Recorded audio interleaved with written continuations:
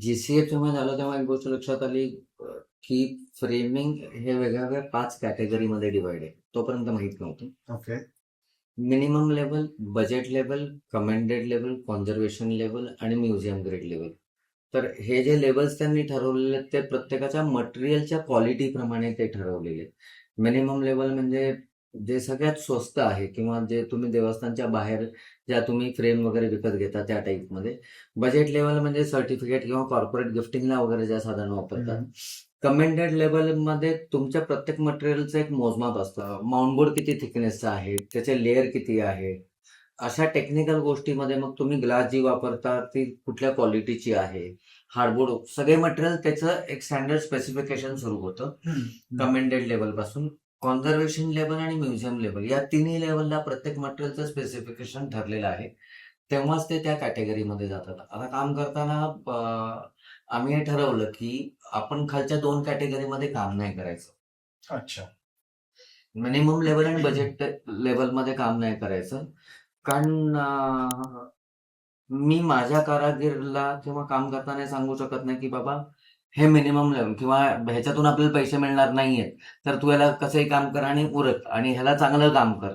तर ते तसं होत नाही. बरं. त्या कारागीरला ती एक सवय लावलेली असते की तुला हे काम असंच करायचंय. आमच्याकडे क्वालिटीसाठी खूप सोपं मार्ग आहे. कारण आम्ही नॉन एज्युकेटेड स्टाफ बरोबर काम करतो. जी फ्रेम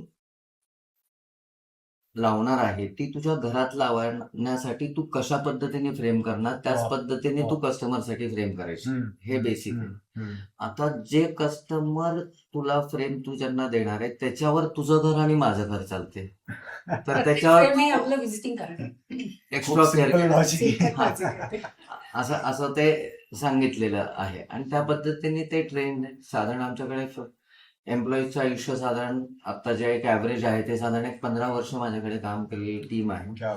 त्यामुळे त्यांना प्रत्येक कसं आर्टवर्क कसं वापरायचं, काय वापरायचं, कसं करायचं त्याची कल्पना आहे.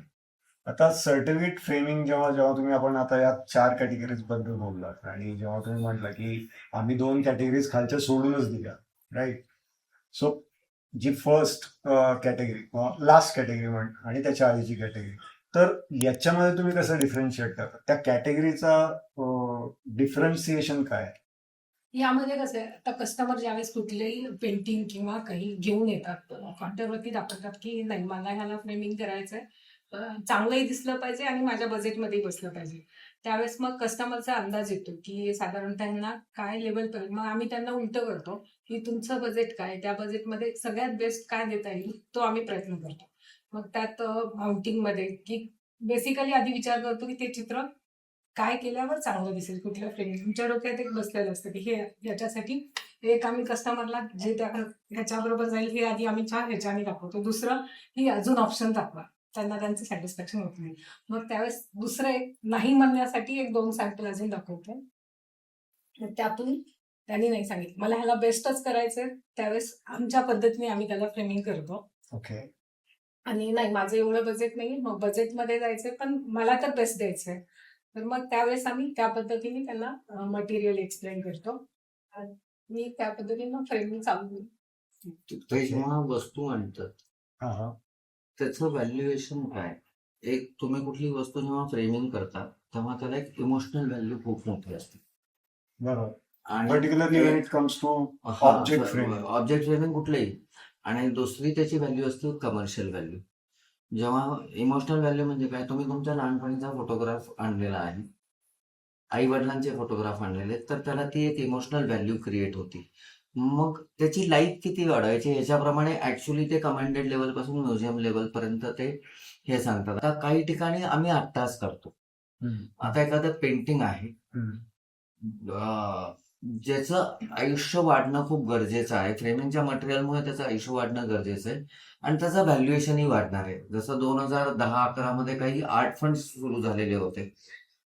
लोक पेंटिंग ऍज अन इन्व्हेस्टमेंट घेतात, आजही घेतात. मग तुमची इन्व्हेस्टमेंट ती कशी सेफ राहील फ्रेमिंगच्या माध्यमातून. मग तेव्हा आम्ही हे करतो. कसं आहे, कुठलाही पेंटिंग जेव्हा एखादा मनुष्य विकत घेतो त्याच्याकडे पैसे असतात. खरंय खरं. मिडियम क्लासवाला पोस्टर लावतो घरात, जो श्रीमंत असतो तो पेंटिंग. त्यामुळे त्या लोकांकडे बजेटिंग नसतं. काम करताना लक्षात आलं की त्यांच्यापर्यंत ती इन्फॉर्मेशन दिली जात नाहीये किंवा राईट फ्रेमिंगचं मटेरियल काय वापरायचं आहे. आणि ती इन्फॉर्मेशन दिल्यानंतर आम्हाला आजपर्यंत एकही कस्टमर असं आलेलं नाही की त्यांनी सांगितलं की ही गोष्ट वापरू नका म्हणून, किंवा एवढे पैसे होतात. एवढे पैसे होतात, पण त्या एवढ्या पैशाच्या अगेन्स्ट त्याला ती लाईफ नाही. हा तो डिफरन्शिएटिंग फॅक्टर आम्ही ठेवतो. If you haven't subscribed yet, don't wait any longer. Subscribe now.